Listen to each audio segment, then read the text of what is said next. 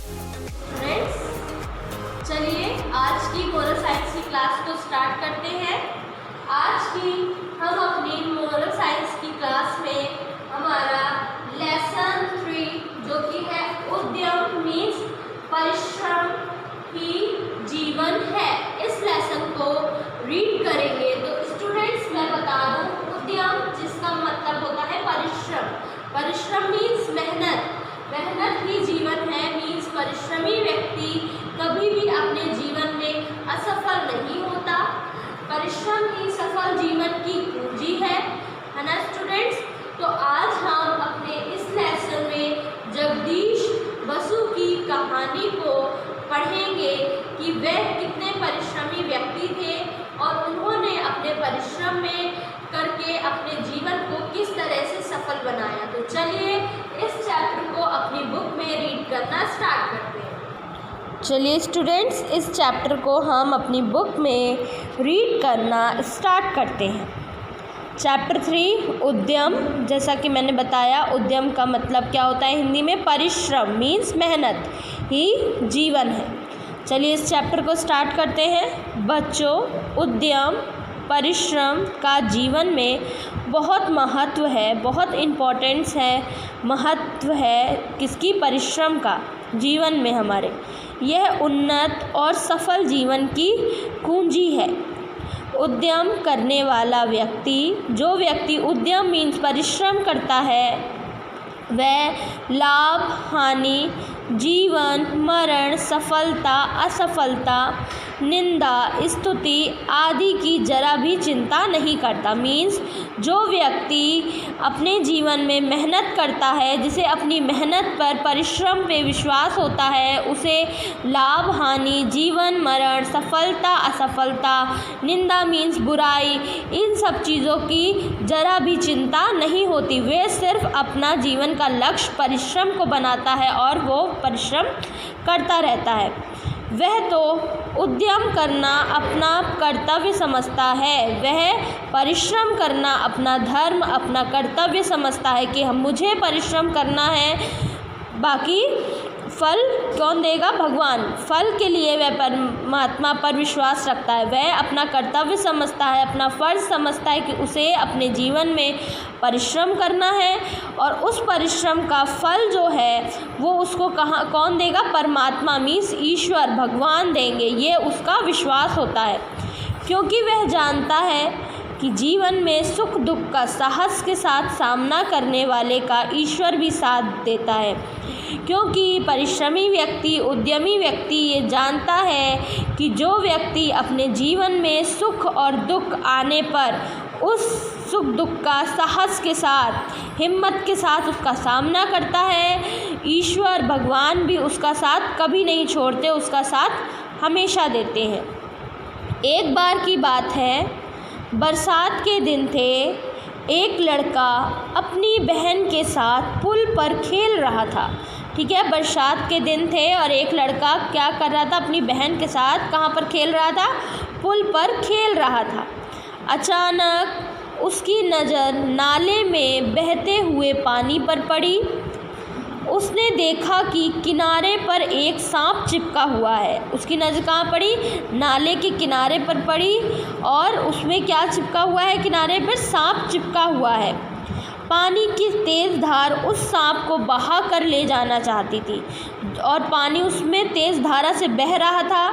सांप किनारे चिपका हुआ था, इसलिए वो जो पानी था वो पानी उसको बहा जाना चाहता था। लड़के ने दौड़कर सांप को उठा लिया। अब लड़के ने क्या किया? दौड़कर क्या किया? सांप को उठा लिया। ये देखिए, ये है वो बॉय, लड़का, जिसने क्या किया है? सांप को उठा लिया है। लड़के की बहन यह देखकर डर के मारे कांप उठी। ये है लड़के की बहन, इसने देखा कि मेरे भाई ने सांप को अपने हाथ में उठा लिया है और ये क्या कर गई? डर गई। उसने चिल्लाकर कहा, जगदीश। अब इस बॉय का, लड़के का नाम क्या था? जगदीश। उसकी बहन ने उसको चिल्लाया और चिल्लाकर क्या कहा? जगदीश, उसे फेंक दो, नहीं तो यह काट लेगा। उसने कहा कि इस सांप को फेंक दो, वरना सांप क्या होगा? काट लेगा। जगदीश बहन को भयभीत देखकर हंसने लगा। लेकिन जब जगदीश ने देखा कि उसकी बहन डर गई है तो वो क्या करने लगा, हंसने लगा। उसने सांप को सूखी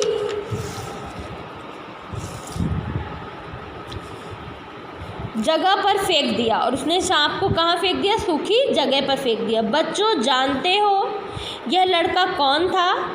क्या आप सब जानते हैं कि यह लड़का कौन था? ये थे जगदीश चंद्र बासु। ठीक है, ये कौन थे? जगदीश चंद्र बसु, जिन्होंने पेड़ पौधों में जीवन की खोज की। इन्होंने क्या की थी? पेड़ पौधों में जीवन की खोज की थी। दुनिया को बताया कि रेडियो तरंगों से क्या नहीं किया जा सकता। उन्होंने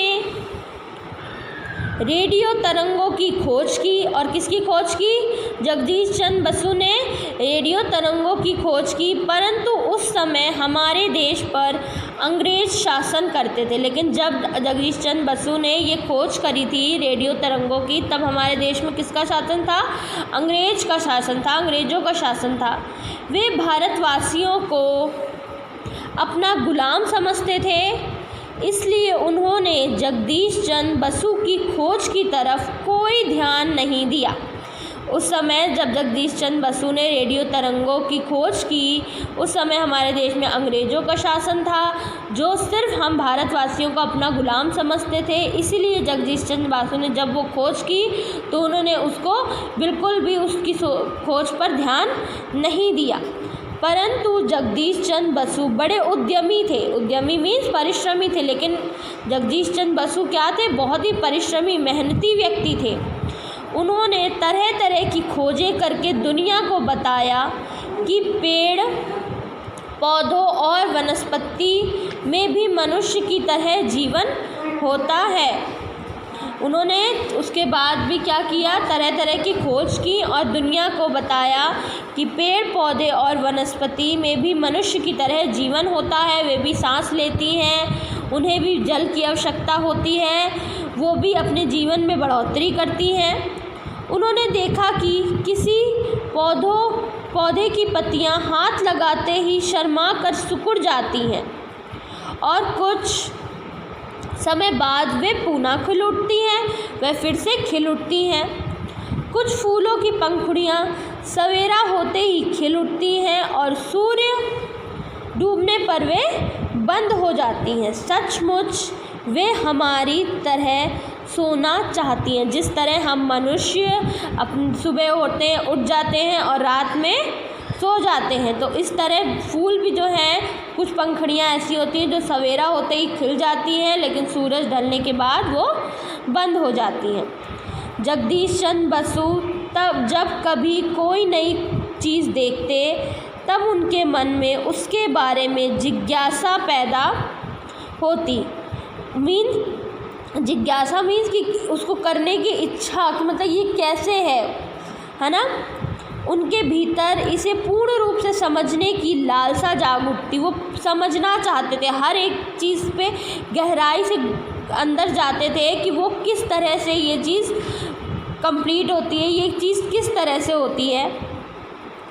आखिर पेड़ पौधों के फूलों की पंखुड़ियाँ सूर्य के डूबने पर बंद क्यों हो जाती हैं? वे ये समझना चाहते थे कि जो कुछ फूलों की पंखुड़ियाँ सूरज के डूबने पर बंद हो जाती हैं, वो क्यों हो जाती हैं।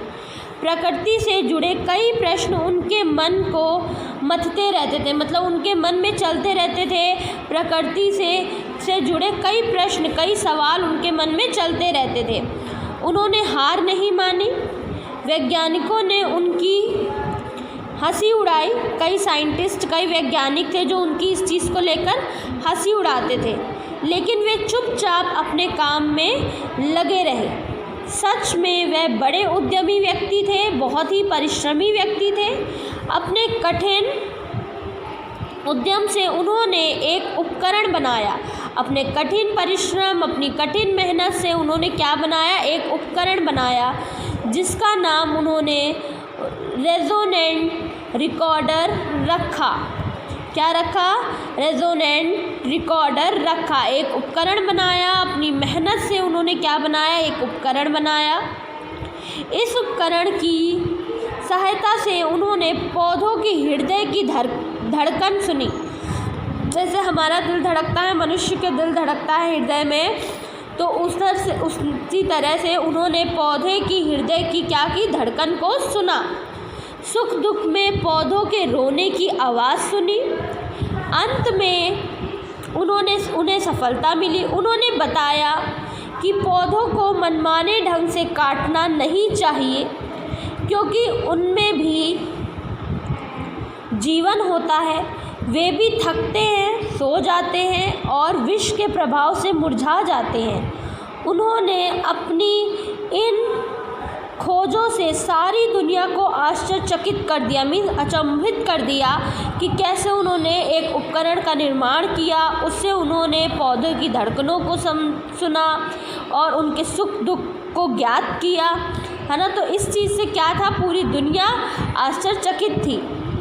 हमारे देश को उन पर गर्व है और जो हमारा देश है उनको उन पर प्राउड है।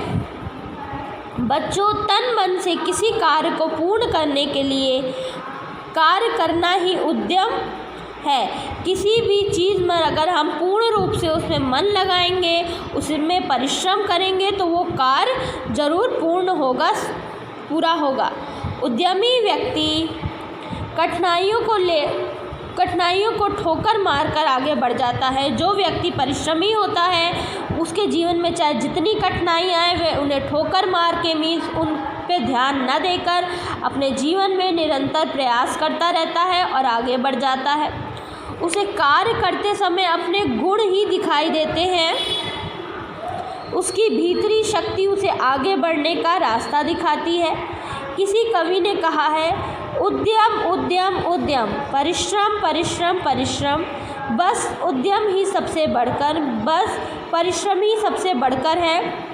कर्म बेचारा क्या कर लेगा, वह तो उद्यम का अनुचर है। मीन्स हम चाहे जितने हम सोचें कि हमारे कर्म अच्छे हैं, हमें इसका सफलता मिलेगी, लेकिन नहीं, जब तक हम जीवन में उसके लिए मेहनत नहीं करेंगे, किसी भी चीज़ को प्राप्त करने के लिए, किसी भी चीज़ को पाने के लिए हम जब तक परिश्रम नहीं करेंगे, तब तक चाहे जितने अच्छे कर्म हो, हमें सफलता प्राप्त नहीं होगी।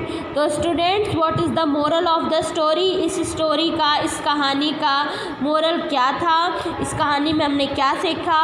उद्यम, परिश्रम ही सफलता की कुंजी है। मीन्स जो व्यक्ति परिश्रम करेगा वह व्यक्ति सफल ज़रूर होगा। Thank you, have a nice day.